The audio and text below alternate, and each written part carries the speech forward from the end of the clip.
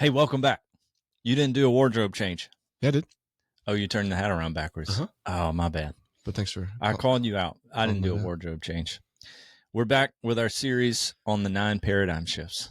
Coming from the series that we just did on interviewing hub leaders. Yeah. So introducing we are hubs of going the back Kansas and City forth. Underground series. That's right. So just like you feel as podcast listeners, like, I don't know what these people are talking about, where they're going. Yeah, who knows? Yeah, we're there too. We're right there with you. But you know what? In that space, it's good to be with you all. Yeah. And this is our last one, Cory. This is number 9. So we need to figure out what's coming next, is what you're saying. I am. We actually have some episodes already recorded, which gives us some space, but Yeah. we do need a new series. So for those of you out there, if you're just like, I got to email Cory Osmond at kcunderground.org and tell him what you want him to talk about, let him know. Please do, because I will immediately forward that on the Brian. If he checks his email. I check my email All right. sometimes. Number 9, think extended spiritual family. Don't just think church. Quote unquote church. Man, Ooh. when I lead missionary pathway huddles, and part of the first week is to go, all right, which of these 9 paradigm shifts was the most difficult for you? This one, like I usually give people a couple of different ways to answer that. One of them is like, what's the most challenging for you to like really embrace and do? And most of the time, it'll be like discovery based. This is brand new. Mm-hmm. One of the ones that's like more, this one excites me is I want to lean into prayer more. Mm-hmm. But this one, people are like, what do you mean don't think church? Mm-hmm. Like, what did I just sign up for? Yeah. I'm terrified now. Yeah. I mean, not really terrified. There's a reason they're signing up for the pathway, but. And there's a reason why we put church in quotes. Right. And there's like, in other ways we've written, like, think extended family, don't think Western church paradigms only. Yeah. Right. Don't think church as we know it. Yeah. Only, like that's kind of like that's the framework that we're literally just talking about this, right? We see movements of the gospel in global places, and we see church planting emerging out of that, relatively natural because of the social dynamics that they have in their people group. There's natural friend groups and natural family settings, oikos settings that already exist. The church is planted, the gospel is planted in it, and churches emerge. Mm-hmm. And we're like, we found that we have to give framework in a Western setting for a different way of doing church, right? Or a different definition or understanding of church. And without that framework, we don't see a ton of momentum, right? It's also problematic if we only start with the form. Mm-hmm. Hey, this is a totally different form, and we'll just change the form. Yeah. And actually none of the other paradigm shifts happened. So now we just right. do church in a different place the same way.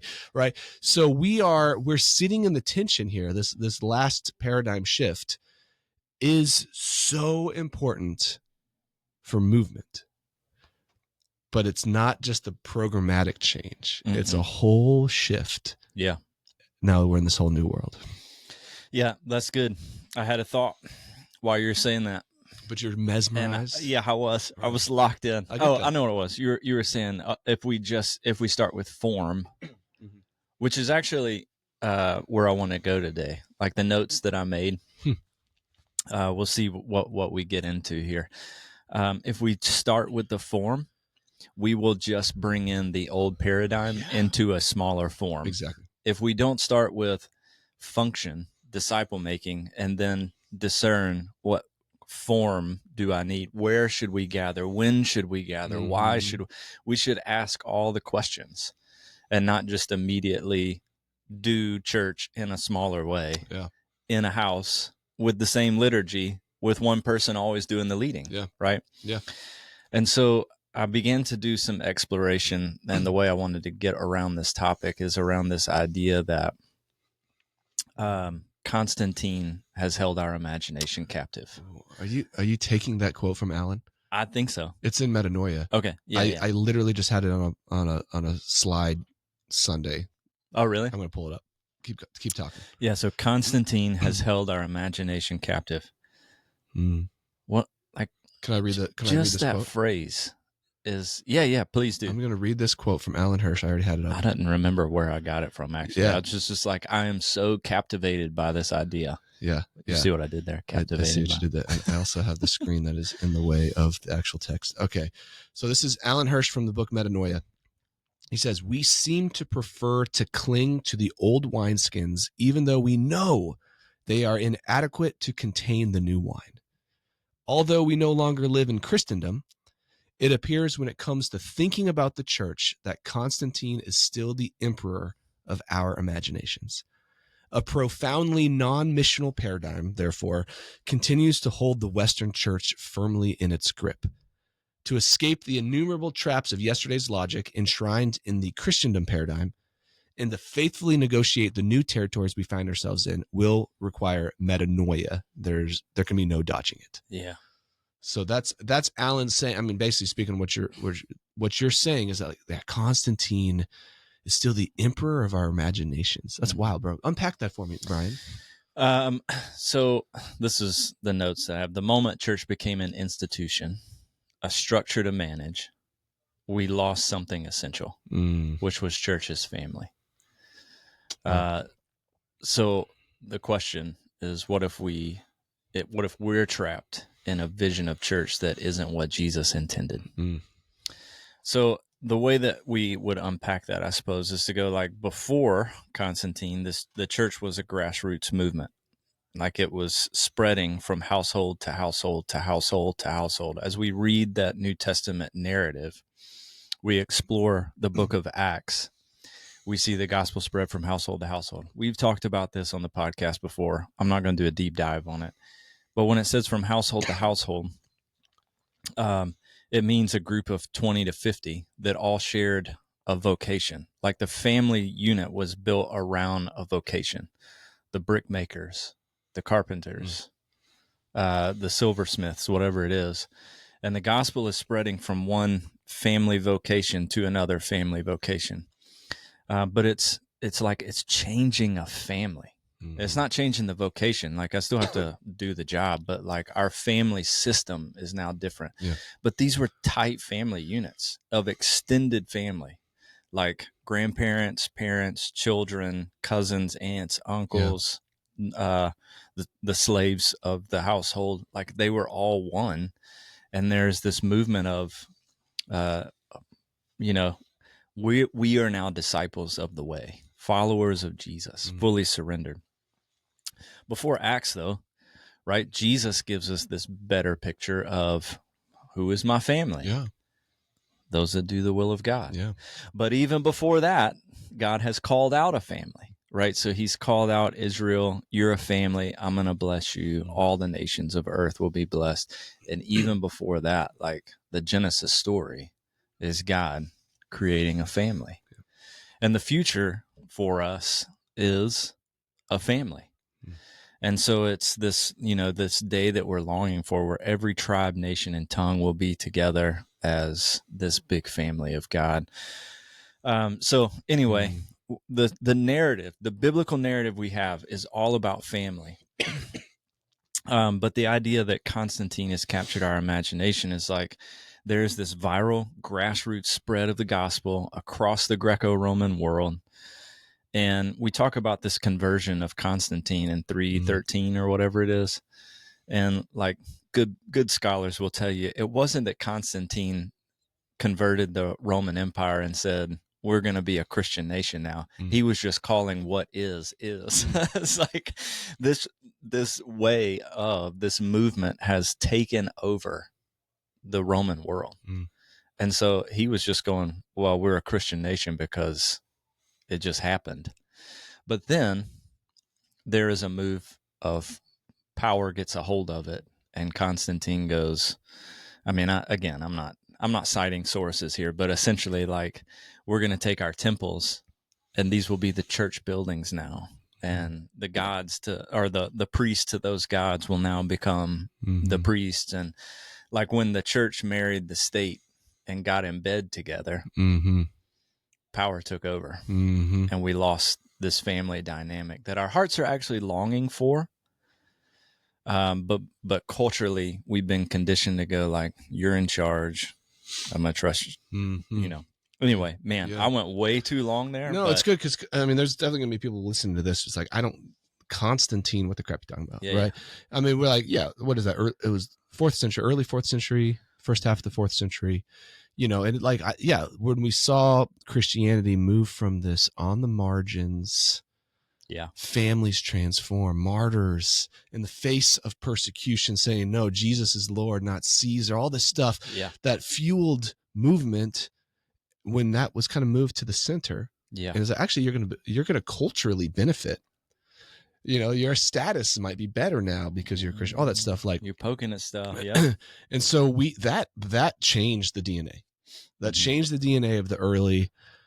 So it wasn't until probably a couple hundred years later, and we saw some of those first major mission sending stuff, Pope Gregory, all that stuff, like we saw some of this maybe shift again, but like that changed the face of Christianity. And so when we're talking about, okay, if Constantine is still the emperor of our imaginations, right, all the things we're just talking about, like the power, the hierarchy, the forms, all those things that like drive so much of like the way we think about church does inform the way that we gather. And we don't want to we're just not going to tear down some other system. That's not the point of this podcast, but we need to refocus on the definition of when we're talking about church. What's church? And I want to quote my good friend, Brian Johnson. Can I do this right now, Brian? Yeah, I guess. Brian doesn't know what I'm talking about. Nope. But I led a training a while back with a bunch of hub leaders in different cities connected with Novo. And I was like, dude, text me what you talk about, how you define microchurch, all these things. I like it. And he texted me a paragraph, and I just slapped this up on a screen and put your name on it. So I don't know if you knew that I did this, but I'm going to read it again because you've said it if you've ever listened to this podcast, you've heard Brian say these things, but just the condensedness of, we're talking about identity of church, we're talking about definition of church, all that stuff. This is what he says. Brian Johnson. A microchurch is an extended spiritual family, period. He always puts that in, that's a word. That's part of it. It's an extended spiritual family. It's about identity over activity. It's about a people over a place. Let's go. It's about who you are, not what you do. Let's go. And then he unpacks it further. I like this. You might think you believe that the church is not a building. The church is a people, but you don't actually believe that. What you actually believe is that it's a place or a thing because you use language like go to church or we had church today. Your language betrays what you believe. But the truth is you can't go to what you are. We need a shift in our language to help us imagine who the church is, not what it is. Our language is actually subversively working against movement, and we often don't even realize it. What a brilliant man.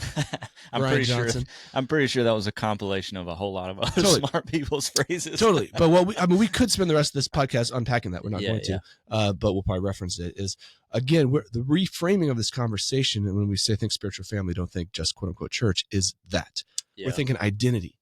Like we're thinking people. We're thinking about who we are, not what we do, right? like that reframing changes everything. And yes, there's some practicalities that come with, well, what do you do when you gather? What do you do when those rhythms? What do like you always talk about? What do families do together? Yeah, we have these rhythms, but until we start to see church as an identity and not a place or a thing, then we will not understand this new wineskin. That's right. We won't. Like we can talk about forms of church meeting in houses instead of big buildings, but until we get that definition, it's just meeting in a smaller place. Yeah. It's an identity conversation. Yeah. I'm drawn to Acts 13, which we talk about, or excuse me, Acts 16 a good bit, where Lydia and her entire... about Acts 13 too, so that's good. But yes, Acts 16. Lydia and her entire household begin to follow Jesus, right? They're baptized. Oh, we love it. And then... this may be the most quoted scripture that we have is Acts 16. Yeah, I know. It's so good. And then later in that chapter is the Philippian jailer becomes a follower of Jesus, and his whole household is baptized. So he's not a business owner, but like he is a really sort of important figure, Mm-hmm. like law and order, etc. He's doing his thing. Yeah. He's the jailer, not a jailer, the jailer. And then Lydia is a businesswoman, right? And I was doing this with a crew the other day. I was kind of like reframing this whole idea of the church. What does it mean? You know, it's like Paul didn't go plant churches because he wasn't thinking about that. There was no mindset of go plant churches. Paul just went on a missionary journey because he wanted to tell people about Jesus and the way and to reframe there, you know. And I was like, okay, that's Acts 16, right? And then I just turned a few pages and I was like, see this book here called Philippians that Paul's in jail? Like this book exists because he's writing to the Philippians because of these two people. And when he's writing to them, he didn't like address it, you know, First Baptist Philippi on Church Street. There was no, he just wrote to households. He wrote to people that were in families in a city together. And he had this mindset, this letter that I've written is going to be passed around between these households. Now there might be some elders that are like, hey, we should all get together and just do one reading so that we can hear it together. That might have happened. Maybe. But there was no like mindset of that guy's the pastor of First Baptist Philippi. Right. No, you're exactly on Church Street. No, and so like, all right, so often we'll reframe this. So when I'm doing, so recently a bunch of young adults, right, we're sitting in a few months being trained in this way of, and then we end with kind of like this conversation, this like paradigm conversation. You're painting a paradigm. We have been painting this paradigm and all these paradigm shifts of church that's identity, that emerges out of disciple making and the functions of it, the rhythms of it, all that stuff. And then when you're in that, you start to ask questions differently. So like people are sitting in there and it's like, what is it? But the question I always love to ask is, what does it look like for you to jump 2 feet into this new paradigm? Not saying the old paradigm's wrong, but God's doing something new. And as my friend Chris in our last gathering said, I know this other paradigm, but Jesus is doing something over here. I want to be where Jesus is at, right? Not that he's not over here, but he's doing something here and he's beckoning me to join him. What does it look like for me to jump 2 feet? And then we have natural questions like, okay, what do you do about elders? What do you do? All the questions that we always get about church. But then you start those questions make so much more sense in the context of this paradigm because you're like, oh, that's exactly how Paul did it. Yeah. Right. Like, oh, wait, he didn't have all these elders for every micro church. He actually had, it's like they emerged over cities or regions, you know, and it's like all the different households. And you start to be like, okay, the framework that I had in my brain is not bad, but there's definitely a disconnect when I read the book of Acts in the New Testament that screws us up sometimes. Like it helps us have that, like that faith crisis of, wait, what the heck? So like that, again, it's like, and when we start to jump into the 2 feet in this paradigm, we have the identity of church. This question is so important that like it opens the doors maybe to other answers and other questions that I feel like we never even got to before. Because we had to take care of this paradigm. But now we're in this world and Jesus is calling us to something new. And it's like every day feels like a new adventure in some ways that we don't know what we're doing, but the word feels so real and applicable. Yeah. So just some of those notes on there too, is like we substitute belonging in family with being a part of a service. Like that became the end game. Right, McIlvain? That's right. All right, sorry. Regular contributor.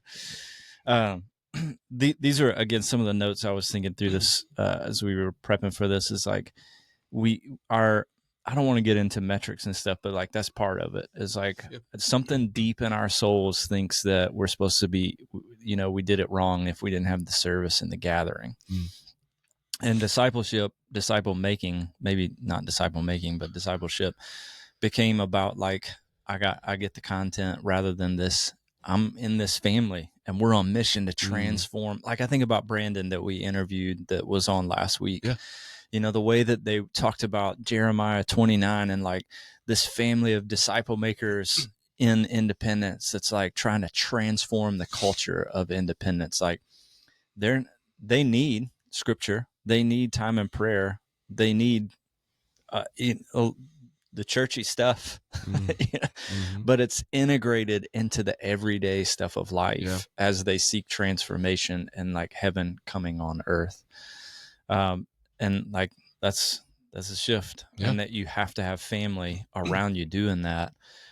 And the last thing was just like, we settle for transactional relationships instead of covenant communities. And it's like, as I was thinking about this one today, it's like, I don't want to go there just for the last 10 minutes or so. It's like, we were made for family. We were made for more than a gathering, more than an event. And it's, we talk about this like in the DMM world, global South, majority world. We see these viral gospel movements. They don't talk about micro churches because their family systems seem to, I'm not saying it's true across the board. I'm just saying like, they understand family often better than we do. And we're having to like really work to go, no, we need to rebuild family. That's what Jesus was doing. He is building his big family. And we need to recapture church as like, I know my mother and father and my brothers and sisters, and I know who's on mission in this city with me to see heaven come. Yeah, that's good, bro. So those are like the, I don't know. How do we get into it so that it's not just like 20 minutes, we picked on that other thing. Yeah, because we're not picking on that other thing. We've been doing this long enough now with these conversations, questions are different. The reason why we talk about paradigm shifts is because we're trying to give language so that people, when they're going all in over here, at some point you're going to collide with this understanding of church, and can I do this over here and all that stuff. And we're not here to answer those questions. What I think is important is for us to understand both the process and the identity. The process, we don't just start new forms of church. We don't just take a bunch of Christians, form into micro churches. Like we do that, but not not exclusively. It's not our main thing. But now that we're matured and we 100 and 120 whatever churches amount that we actually identify as micro churches, we're having different conversations now than we were a handful of years ago. How are we helping care for them? Right? How are we helping them live in a family, help to be good news, to multiply disciples, all those things that we are a network of micro church spiritual families all over the city. How they emerged, many of them came out of new disciple making in new pockets. Some of them came out of multiplication and new works, right? Like in the end though, we are now adopted into this family. We are grafted into this family tree, and we need to figure out what that means for who we are and what I do about it.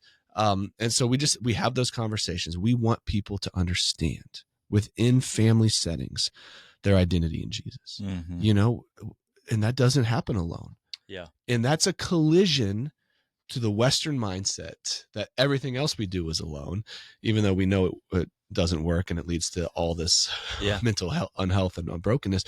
The work then for us becomes twofold. We are helping people multiply disciples, live out on mission, see churches emerge. And then we're helping people to figure out what healthy families look like and what you do in those families and where brokenness is healed in relationships and within families. And that is hard work. And we have to talk about that a lot. But we don't just start there because you just start with the old paradigm that you're in, right? So that's the hard stuff. We're like in a new paradigm talking about something similar but totally different. Yeah, I'm going to say some things. I'd love to get your response to this too. Like the reason that this paradigm shift is in there and that it's last is because we don't want to start with forms. Yeah. So when we built this disciple maker pathway primer, and that's like the first thing you read as we're trying to help people make the shift. There's a section in there that's like, here's the 9 paradigm shifts. And the last one is, we're going to talk about the form because eventually you have to talk about it. Yep. But the reason it's there is to say, if you actually start doing those other things, if you do those other 8 paradigm shifts, you're going to make disciples. Yeah. You're going to create environments where people are going to move toward you and they're going to orient their life to follow you as you follow Jesus. And eventually they're going to say something like, What next? Yep. Is there more? Yeah. Are we supposed to go somewhere? Yep. And we're going, no, there's no end game of a meeting on Sunday. In fact, if we continue to make that the end game, you're probably not going to mature up, because we haven't seen a whole bunch of that. We've seen very minimal actually happen. So we're encouraging you, think extended spiritual family and integrate the everyday stuff of your life into ongoing disciple making. Yeah, that's good. Forget about this form. It's not bad or wrong. We're just saying, in light of movement, you need a space where you can work out. Maybe I said this on a podcast recently, or maybe it was somebody else I was talking to. You need a space where you can work out in real life disciple making. When the person says, that Ephesians passage of like, love your wife as Christ loves the church. Like, that's one thing to hear somebody say that, but then to watch a husband be a jerk and then to apologize and to repent and repair that relationship. I need to be close enough to watch you do that, to learn how to do it. Yeah. You got to do that in family, not on a stage where it's performed for. You know what I mean? Yeah, that's like exactly that, right. This is all the stuff that's like, you have to do it in family to learn how to orient your life around Jesus. Yeah. If you want to keep seeing it multiply into all the spaces, repairing the soil in all parts of the city. That's so good. I think that's one of the big reasons why the momentum of movement has been slower in the West, is because we're having to figure out how to be family also. We're so isolated and alone, and we are just now discovering the depths of harm that is done in our souls, is to just view everything from individualistic. So there is a reason why we just harp on this so much. But you're right. It's you jumped in the river with a hard current, and at some point you get to the disciple making pathway. If you're thinking of it like this current, like I'm in this current, and at some point you get to this conversation about what's next. What do we do with church? What do we do with gatherings and family? And you could take a hard right. You could jump out of the river and go to maybe a traditional church setting, or even try to get people that you've been discipling into that world. And what happens at that point? If you're out of the current onto the land, what happens? You're not moving.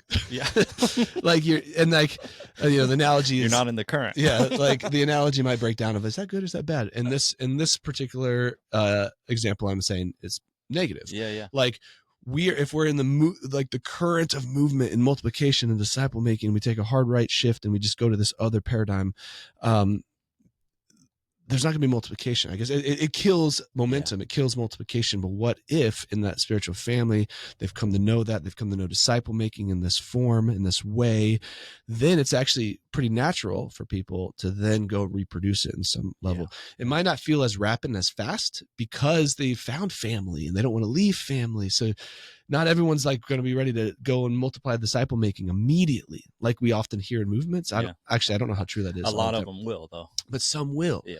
Go with the ones who will. Yeah. Right. And then over time we start to see multiplication. But not only that, and this is last thing I'll say on this subject.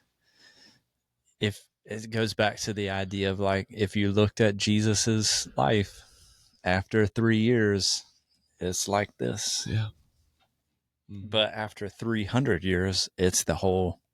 It's not way, all of if the you're listening, world. Brian's hands were close to each other, and then they're wide. Yeah, so it's like, forget everybody's not watching.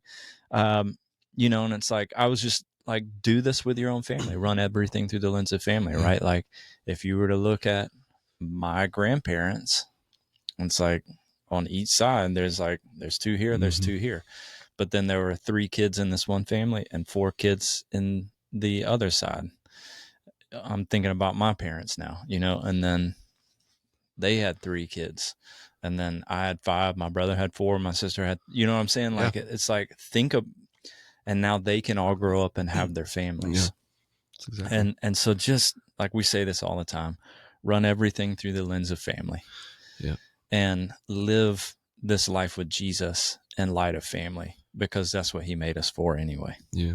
People almost get frustrated with the amount of times we respond with run it through the lens of family, because it actually does answer most of the questions that people have about this whole way of. Yeah.